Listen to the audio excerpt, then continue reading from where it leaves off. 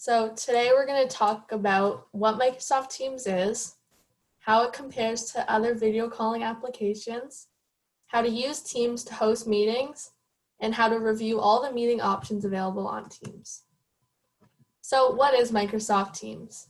Teams is a video calling application created by Microsoft that was released in 2017. Users can use the application through their Microsoft account. Much like Zoom and Google Meet, Teams allows you to host group video calls and use features like screen sharing and virtual backgrounds. So here are some pros of Microsoft Teams. It has all the Microsoft tools. You can make a video or audio call, work on files, and without ever leaving the chat. The calls can host up to 250 participants. There's features like screen sharing, in-meeting chat, and virtual backgrounds that make the meetings more interactive. You can create teams that you meet with regularly so you don't have to continually add people to new calls or chats. There's also a free plan version of Microsoft Teams. Some of the cons are there's many built-in features and integration of all other Outlook tools, but that can make using Teams more confusing than it's worth. Microsoft Teams is mainly built for business purposes, so it's not targeted at casual use like FaceTime or just like small groups. If you want to reach the full potential of Microsoft Teams, you need an Office 365 account, but it is available to those with free Microsoft or Outlook accounts. And also with the free plan, you cannot record the meetings. Other similar video calling applications that you might have seen are Zoom and Google Meet. They both offer similar features to Microsoft Teams. So Teams, as I said, has a maximum of 250 participants. There's an 8-hour time limit for free Teams video calls, and it works on Apple and Android devices and computers. Zoom has a maximum of 100 participants per meeting. There's a 40-minute time limit for free Zoom video calls, and it works on Apple and Android devices and computers. Google Meet also has a maximum of 100 participants. There's a time limit of 60 minutes for free video calls, and it works on Apple and Android devices and computers. So the first step to creating a Microsoft account is having a Microsoft email. If you have an Outlook or Hotmail email, you already have a Microsoft account, so you don't have to worry about this step. This account can be created using your existing email address. You do not need to have an Outlook.com or Hotmail.com email address to create a Microsoft account.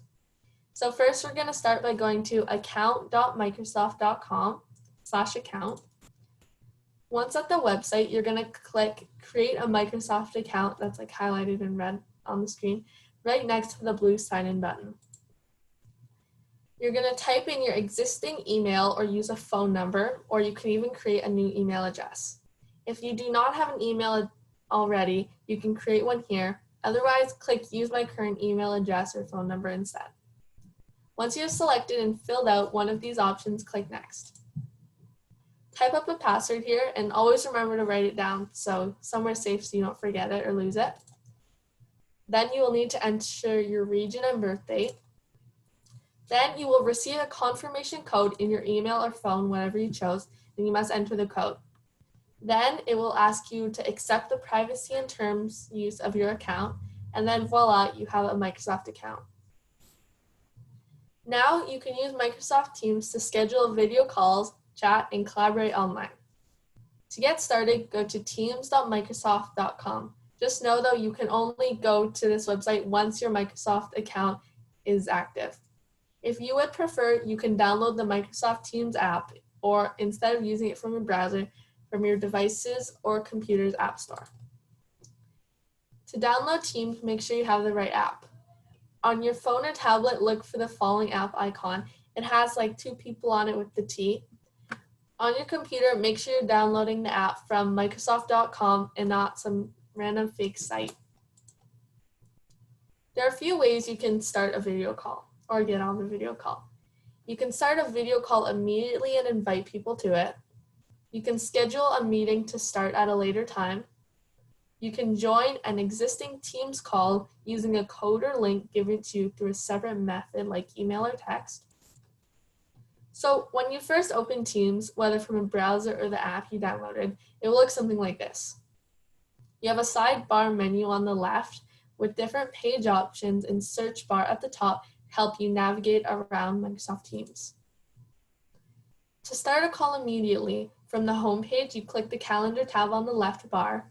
Then once you're in the calendar, click Meet Now at the top right. Once you have started a meet, you will have the option to join now. You can also name the meeting and select your video and audio settings before joining. To schedule a call, you will, instead of starting it now, you will also visit the calendar tab. From here, you will select the new meeting button at the top. You will then need to fill out all the details of your meeting, like your title, your attendees, the start date and time, and a little description. When you're done filling out the meeting details, click Save. The meeting you just scheduled will now appear in your calendar. Just to recap, you can go to your calendar on the left bar by clicking Calendar. To go back and edit the meeting detail, simply click on the meeting in your calendar. When someone invites you or you invite them to a Teams meeting, an email will be sent out. Note, this is also how you will join your calls that you have scheduled. You will also receive an email. The email will give you the option to RSVP to the meeting. It will also include a link which you can click to join the meeting. The meeting will also appear in your calendar. You can RSVP and join the meeting by clicking on the event in your calendar. So for scheduled meetings, before, during, or after the meeting, you can do additional actions while clicked into the event from your calendar. You can write in the chat, add files either from your OneDrive or from your computer or device, and add meeting notes. You can also create groups known in the app as teams. To do so, go to the Teams tab on the left bar. From here, simply click Create Team. You can create meetings and share with this team to work on things collaboratively. All the Microsoft Teams button and what they do. If you're on a computer, this is what the screen will look like for you. You can stop and start your video, like on Zoom as well, and you can also mute your microphone, and it lets you stop sending sound. You can share your screen by this button. You click this Share Screen button on computer or find it in the 3 dots menu on mobile devices. You can chat in the meeting by clicking the little dialog box in the menu bar. You can virtually raise your hand in a meeting. You just click the little hand icon in the menu bar. This will signal to the other participants that you want to jump in. To show the participants in the meeting, click the Participants button at the bottom, which looks like 2 people. From here, you can see other participants do actions like muting them. You can also add new participants by typing in their email or clicking the hyperlink button to copy the meeting link and send it to others. There are plenty more in-call options available to you by clicking the 3 dots or the More in the menu bar. Some highlights from this menu are that you can view and take shared meeting notes. You can use the virtual backgrounds effect. You can turn on live captions. It will appear at the bottom of your screen, and apparently they work really well. And you can record the meeting. But just note, you can only record the meeting on the paid plan. And then there is the Hangout meeting.